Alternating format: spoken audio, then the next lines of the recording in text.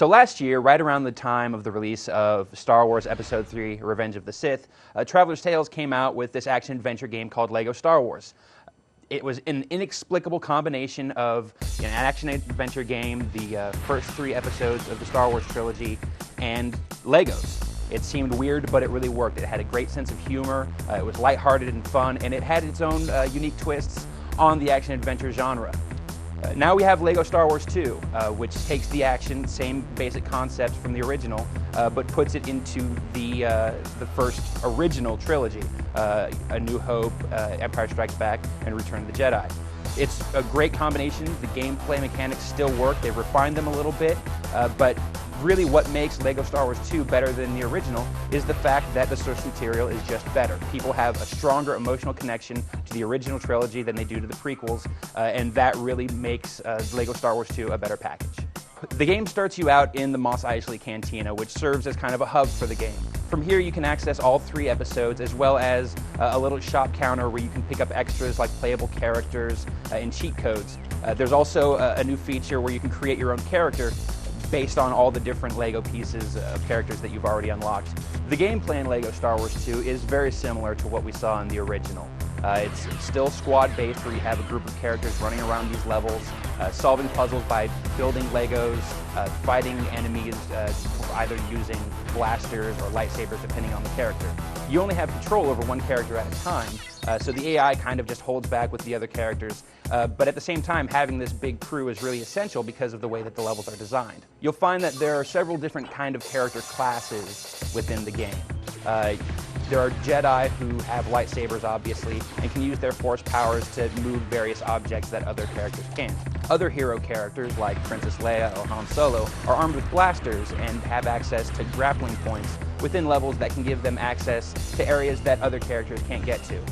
Also, droids like R2-D2 and C-3PO can access special panels that open up doors that you'll need to use to further on into the level. Since portions of the environment are all actually made out of Legos, you'll regularly come across piles of taken apart Lego pieces that you need to build back together to create some sort of machinery or something to continue on your path. Now in the original LEGO Star Wars, only Jedis were able to do this, and now in LEGO Star Wars 2, pretty much any character can walk up to these piles and build them up. LEGO Star Wars 2 puts a larger emphasis on vehicle levels as well.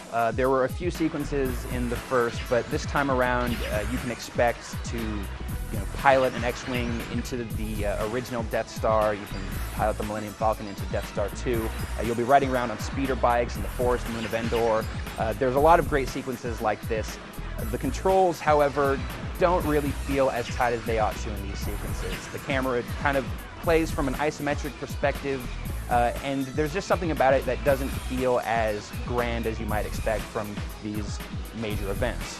Definitely one of the most appealing aspects of LEGO Star Wars 2 is the presentation, in that all these characters and a lot of familiar sequences from these films are rendered in Legos. The game does a great job of doing this.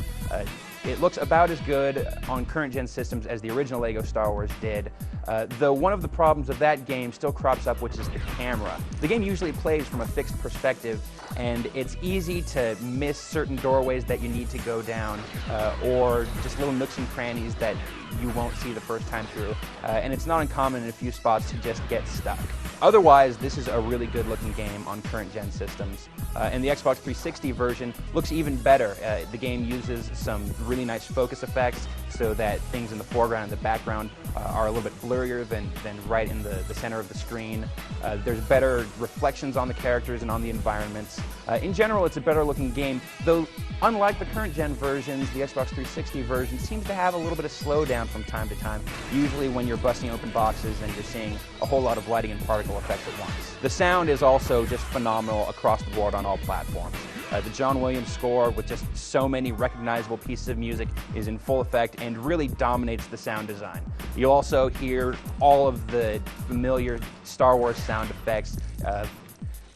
lightsabers clashing and just the different blaster sound effects and speeder bikes cruising through various environments, and it really does sound like Star Wars. The achievement points in the Xbox 360 version are also pretty well balanced. There are certain achievements that you're going to get just for beating all 3 episodes and for hitting certain milestones in percentage of completion.